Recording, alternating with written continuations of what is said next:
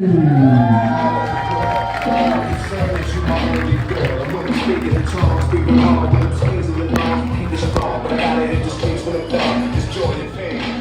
Nyack, how are we doing tonight? Thank you guys for coming out tonight. It's a cold night. You don't have to be here, so I hate to do the corny thing. Give it up for yourselves real fast. Thank you. I hope everyone here is having a good week. I'm having a great week myself. This week I had my first threesome. Right? That's right. I fingered a pregnant lady. That counts, sir, right? Thanks. Give me some dap, my man. Appreciate you. That's only the second person to ever dap me up for that, by the way. The first was the baby. By the way, get tested. No, I just flew in on a red eye this morning. I was out in Denver. I watched a classic Robin Williams film on my flight. Good old Miss Doubtfire. It occurred to me, Miss Doubtfire was trans before it was cool, before it was popular, you know? There's a lot of similarities between that character and an actual trans person. The biggest being that the person portraying them does eventually kill themselves. It's gonna get darker. You better buckle up here. I'm just getting started here. No, I said, these new trans people, have you seen these new trans? My God, have you seen them? They're getting fucking hot. I don't know. I don't know. After this last iOS update, they're getting, whew. This guy knows what's up. There's not a guy in this room that, whether they admit it or not, that didn't see the girlfriend and baby reindeer and think, yeah, I would. No, I was saying, between like Baby Reindeer and season 2 of Squid Games, feels like every new Netflix show now has one obligatory transgender character. And don't get the wrong idea, I'm all for it. You know, I'm an ally.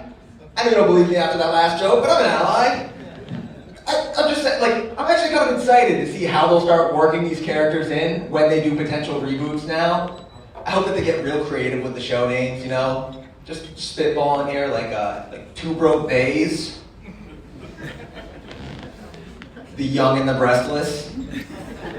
Alright? 2.5 Them. Them. You guys don't seem like you're enjoying this as much as I am. I'll move on, that's fine. Severance? Okay, that was the last one. Now I'll move on.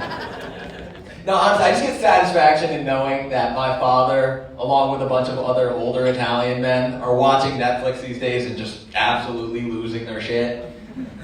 Just, old Italian men, they couldn't even handle just regular gay stuff, let alone transgender. I know this because my father called me back when the Jeffrey Dahmer show came out, and he's like, can you believe this? It's disgusting. Men with other men. And I was taken back a bit, like, wait, that's what bothered you about that show?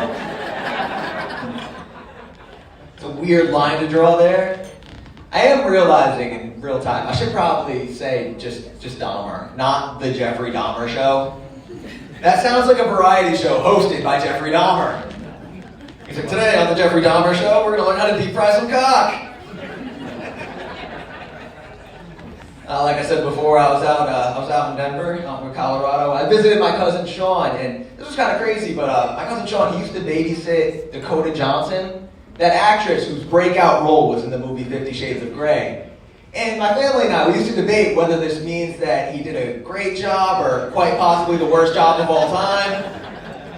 You know, the movie was pretty successful, so we settled on, he did a good job, right? Then last year we saw Madam Web, and we were like, never mind, he did a terrible job. I've always thought, though, that must have been like a real dilemma for my cousin when 50 Shades came out. Because if you're him, sure, you want to be supportive, right? But also, do you think you could watch that movie just sitting there like, yeah, I remember when I used to push her on the swings?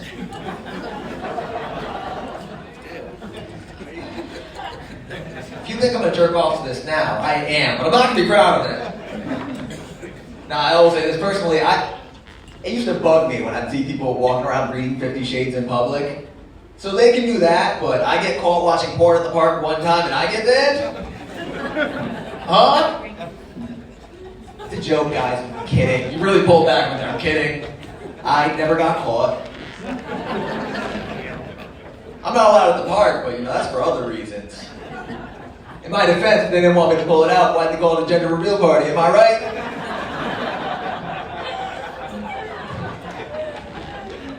Oh, this is fun. We're having fun. You guys, so far, you're a very good crowd. I'm glad that I got you guys here tonight with us. And Denver's comedy scene's rough, man. I don't know any other way to put it. God burned the wrong comedy town.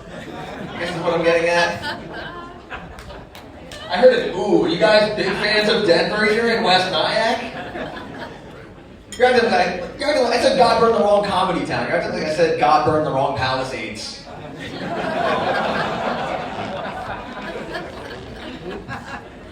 I'm gonna go back to the trans Netflix thing for a second. Anyone still on the fence about this? Think about how much better some of these Netflix shows would be. Instead of is it cake, we get is it cock? Alright, that was the last trans joke. I'll move on. I'll transition to something else. And you know what? I'll be the one to say I have an unpopular opinion, but I don't have much sympathy for fat people. Like, we're all adults here. Fucking throw up. It's terrible. A lot of people do not like that joke. Especially bulimics. They cannot stomach it. If you couldn't tell by this point, I am a fairly jaded human being.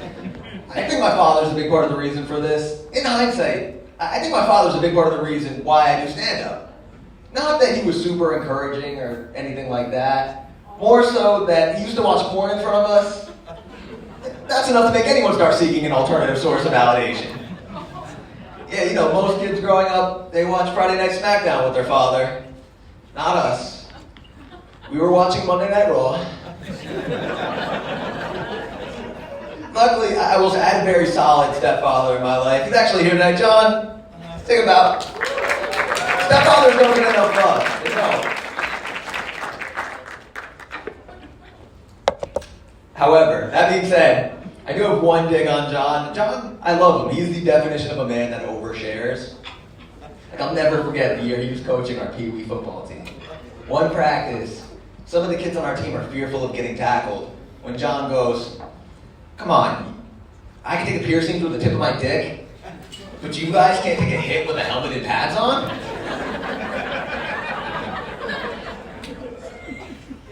Mid-Oklahoma drill, we all just stopped and we're like, "I'm sorry, what's up? What did you just say?" We're not going to just brush past that. Instead of just quitting there, John then goes on to explain that he got this piercing for a porno that he was in, that his porn name was the Dick of Death. Again, this was Pee Wee football. We're all like 9. I realized I'm never going to be able to look at my sweet mother the same way again. It's bad enough knowing that your mom's getting dicked down, but now I know she's taking on the Dick of Death. That's such an intense name, dude, the Dick of Death. That's like the Ring of Fire, which is what we called my mom when he gave her BD. Love you, Mom. Also, I'll say this, to this day, I have no clue what John was going for. Did he think that we were going to have this Remember the Titans team rally moment where one of us on the team goes, "You know what? John's right, guys. If he could try up that Prince Albert cock piercing, then we can do anything." Fucking no! All that being said, I don't want you guys... I feel like you clenched up because he's here. You all started clutching your pearls. I love John. I'm not trying to besmirch the man. Everything that man has done for me and my family, he truly is like my dad. My dad. Except because his porn name was the Dick of Death, I do call him my dad. No, I love my family though, for real. They're very supportive. They're here tonight. I love them. I love that they come to shows. I don't love that they come to open mics of mine. I don't know if you guys are familiar with open mics, but that's where us comics, we just test shit out. And it's not always great. So then they'll ask me questions after the fact, like, "Hey, Gabe, what's stuck porn?" And I was raised by John, so, you know, I then go on to explain it. And I remember, it was a month back, I'm explaining stuck porn to them.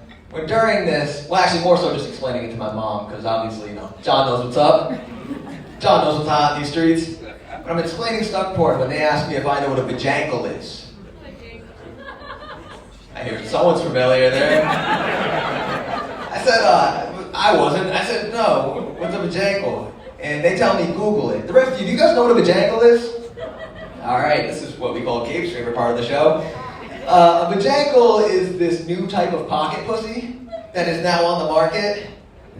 Yeah, I don't know if you guys are familiar with the fleshlight.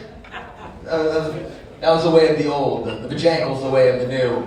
The vajankle, instead of a fleshlight, it's a foot with a hole where the ankle would be. Yeah. That way, instead of fucking a flashlight, you're fucking a foot. You know, that way it's not weird or nothing. Anyways, in the process of Googling vajankle, I make a typo, and I discover something called a vajatial. And John goes, what's a vajatial? And I tell him, Google it. This leads to a moment where, as John and I are Googling vajankles and vajatials, my mom is simultaneously on her phone Googling stuck porn. And all I could imagine was the CIA agent monitoring our internet. Like, what the fuck is this family planning? Alright, you guys have been great tonight. Are you ready for some more show? I say, before we move on, actually, I do have a gift for you guys, since you've been great. Let me grab it real fast. This, sir, is for you right here. Here is a signed vajankle.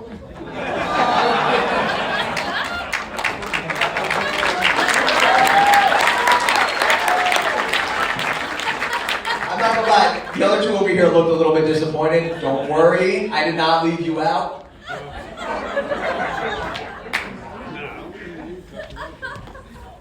For you guys, I have a lightly used vajankle. All right, are you guys ready for your headliner tonight?